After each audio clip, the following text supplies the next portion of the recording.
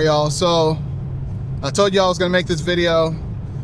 Let's talk about what I do and do not like on the RX-7. So I'm gonna pick 5 things that I really like and 5 things that I really don't like about this RX-7. I'm gonna say RX-7s in general, because I assume most of these things that I'm gonna mention are going to be across the board. Maybe not a couple things that I have to talk about this particular RX-7 though.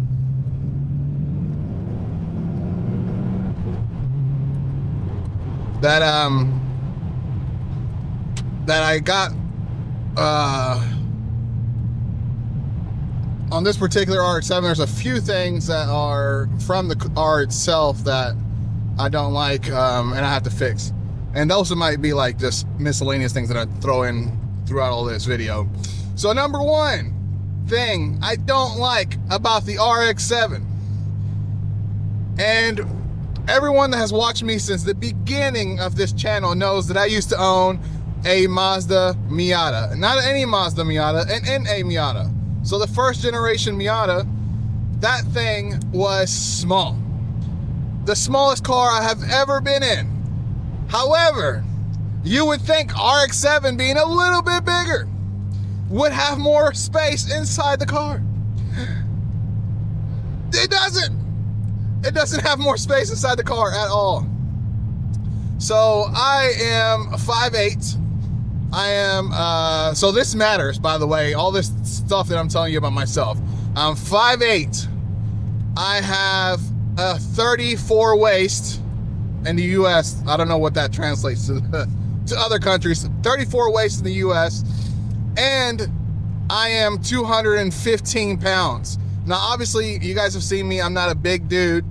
I have big shoulders, but that's about it. That's about all I got going on for me. Yeah, I'm a little bit muscular, whatever, athletic build, whatever.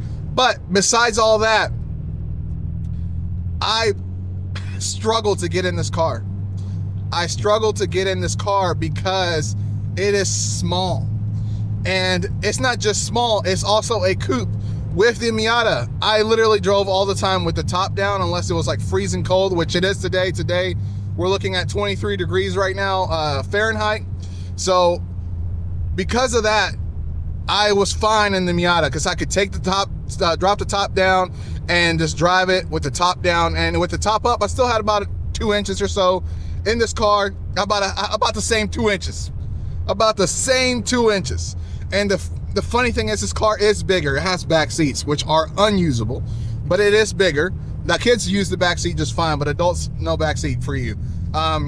So the car is small. The car is very small. Number 2 thing I don't like about the RX-7 is that the steering wheel is not adjustable. What kind of sports car doesn't adjust the steering wheel? Especially for people that are different sizes. So I have to fix that. I have to get a steering wheel that tilts, or I have to get a steering wheel that I can pop off. I don't know which one I'm doing yet, but I don't technically need it to come off. I just need it to be able to tilt so I can get out of the car easier. Because that's one of the reasons I can't get in the car, and it's because the steering wheel is in the way. So in order for me to put my head in the car the right way without doing this, I have to essentially put my legs straight into the clutch or the brake pedal and essentially get in there, in between there, so my legs could get into this underneath the steering wheel, so then I can sit down. Because if I don't do that, I won't be able to shove my legs underneath the steering wheel after I sit down. So it's tight. It's a tight fit, people. It's a tight fit. Number 3 thing I don't like about my RX-7, and you guys are just like, he's just nitpicking now. He's just nitpicking now. This car, hon. Woo! All right, number three thing. Is it number 3? I think it is. I don't know. I lost the track because of the ambulance. I was paying attention to the ambulance. So number 3 thing that I don't like about the RX-7, these seats are, now this could just be my car, because obviously there's different styles of seats, and then there's also, you know, you can upgrade your seats and whatever, but these seats are not great. These seats, they have a little bit of bolster, but like I said, I'm a big dude, so I can't really get inside of the seat. Like, my shoulders are in front of the bolsters up here. So I can't, if I push all the way back, my shoulders stick forward. So I don't sit inside the seat, I sit in the seat, or in front of the seat, I guess I should say. Now my waist does sit inside of the bolsters, so like my rib cage area sits inside of these bolsters just fine. So these seats, I am replacing these seats. Hopefully the seats I got aren't gonna have the same issue, because I did hear and I did read in the forums and everything that all of the seats essentially that fit in this RX-7, because it's so small, every seat will more than likely hit the door. And if that is the case, you might fit, but if it doesn't hit the door, the seats that you get would have to be smaller seats, which also only fit up to 34 waist and have more bolstering because they're technically racing seats. So I will see what happens. I don't know if that's going to make it or break for me. I don't want to have to return these seats, honestly. So that's number 3. Number 4 thing. Now this only has to do with this particular vehicle because it is right-hand drive. I'm not sure if left-hand drive RX-7s are going to have this issue. Is there is no visibility right here in this panel. That is the biggest blind spot for me right there. And again, I'm pretty sure if you're left-hand drive, the blind spot's going to be on this side, but because of it being right-hand drive,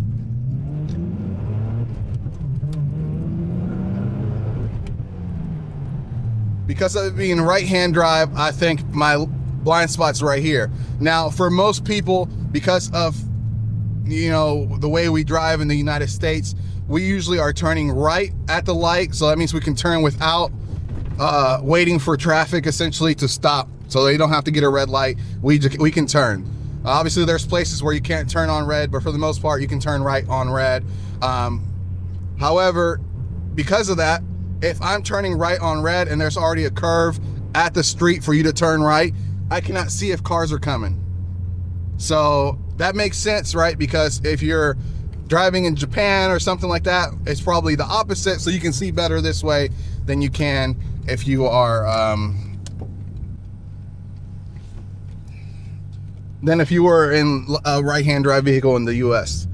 So that is essentially the problem number 4 that I don't like about this car. And the 5th thing,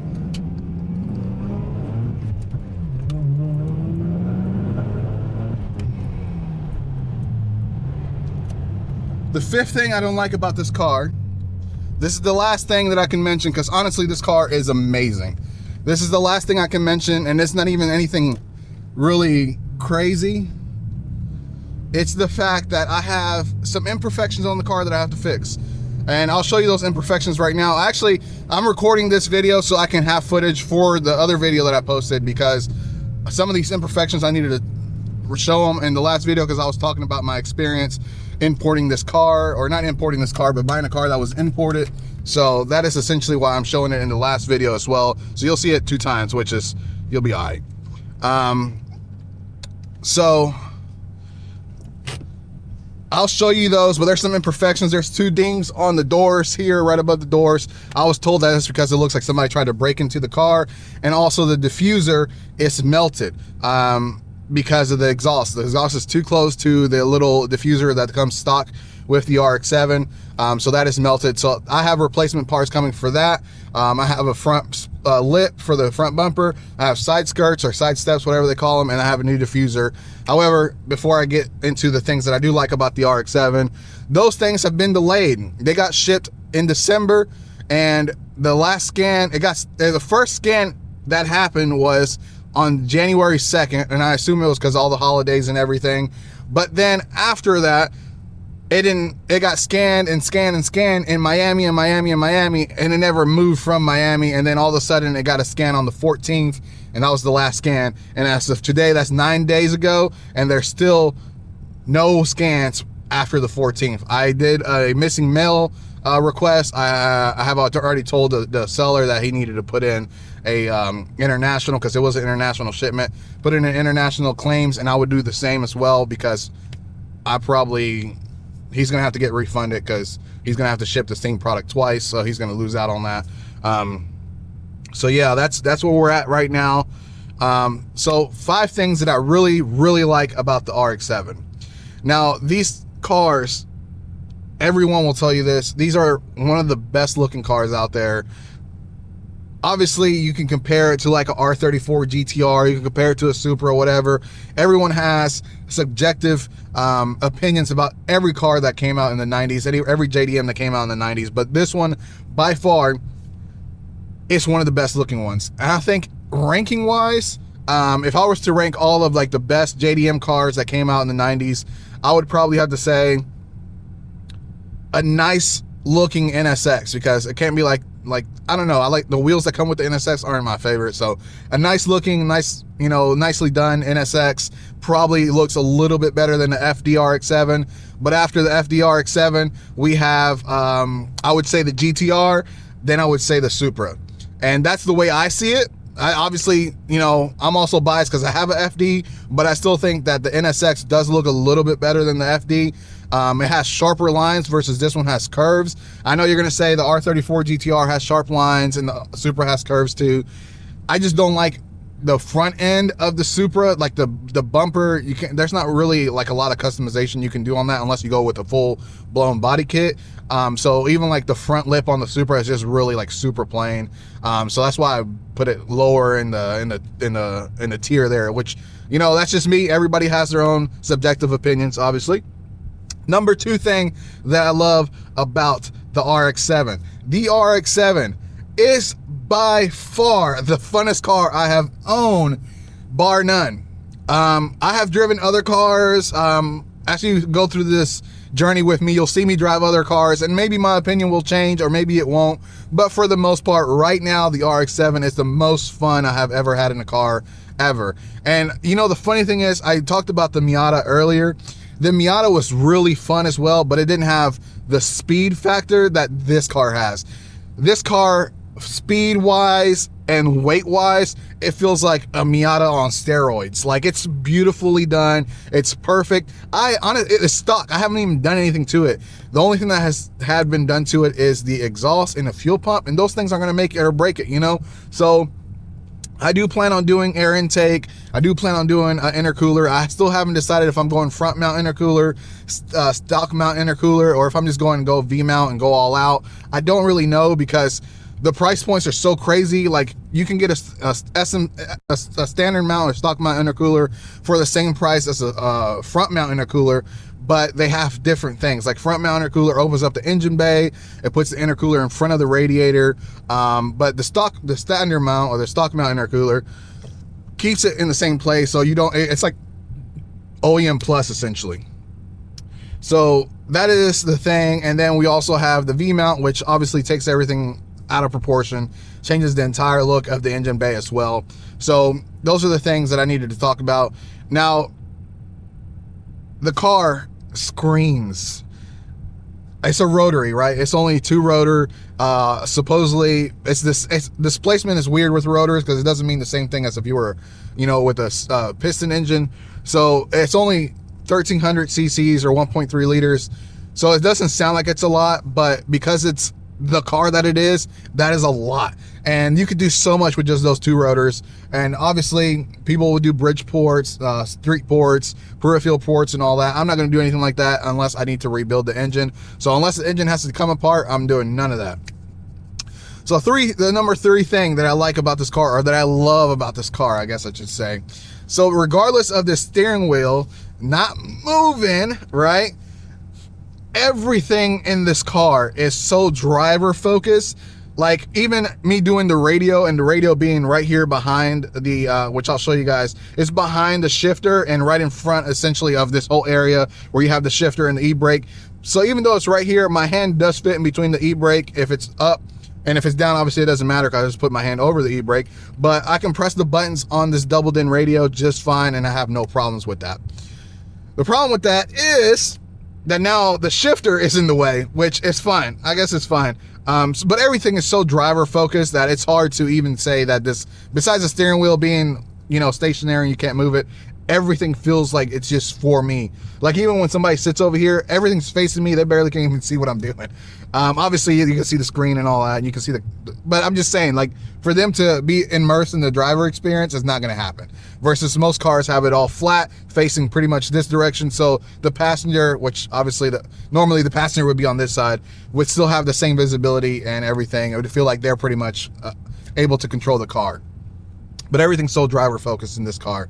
So I talked about the design. I've talked about the fun factor. I've talked about essentially how the engine sounds amazing and everything. And I've talked about how everything is driver focused. So number 4 thing that I really love about this car, and this thing,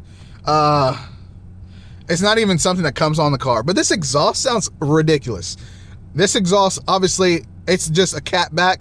It's not a full exhaust, so I still would have to do, you know, the mid pipe or upgrade the cat on that, and do a down pipe to make it even sound better. But it sounds great. It really does sound great, honestly. I like this exhaust. The only thing I don't like about it is that it's melting the bumper.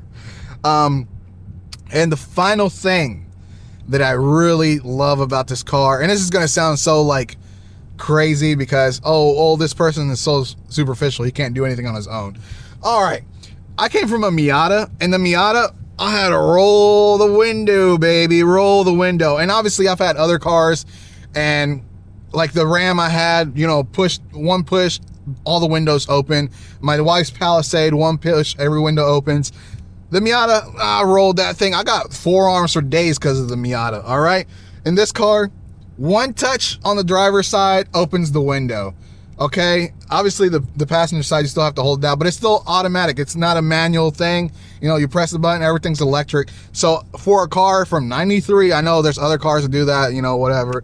But for me, for a car being this old, to have that to where you just one push, auto window down and auto window up, man, that's just so crazy. And I know you're, that has nothing to do with the car itself. It does for me, because again, I came from a Miata that you gotta roll the window, baby. So that was that was fun times, man. I'm not gonna lie. I really enjoyed the Miata, but this is a completely different experience. And I obviously made the video talking about, you know, what you have to do and how you should go about importing a vehicle if you want to get a vehicle imported or buying a vehicle from a dealer already in the States.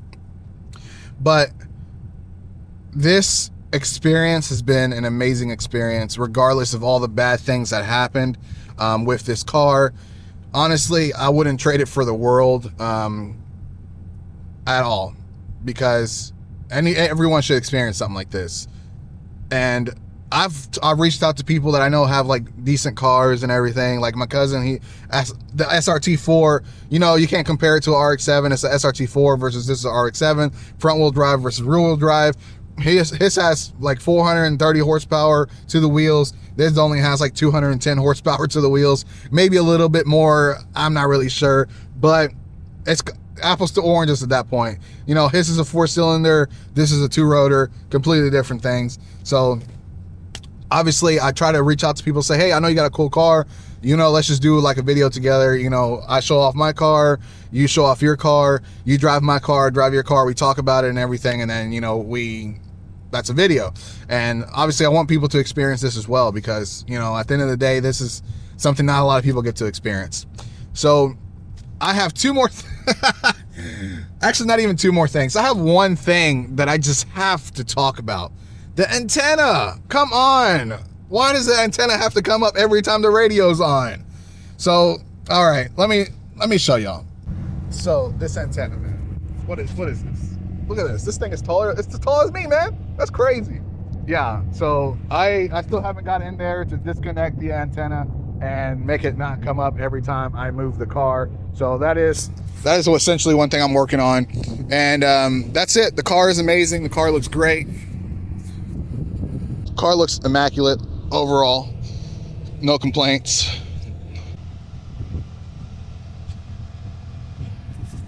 But yeah, that's what we're working with. So if you made it this far into the video, don't forget to like, share, subscribe, and hit that notification bell so you don't miss anything that I put out in the future. As always, peace.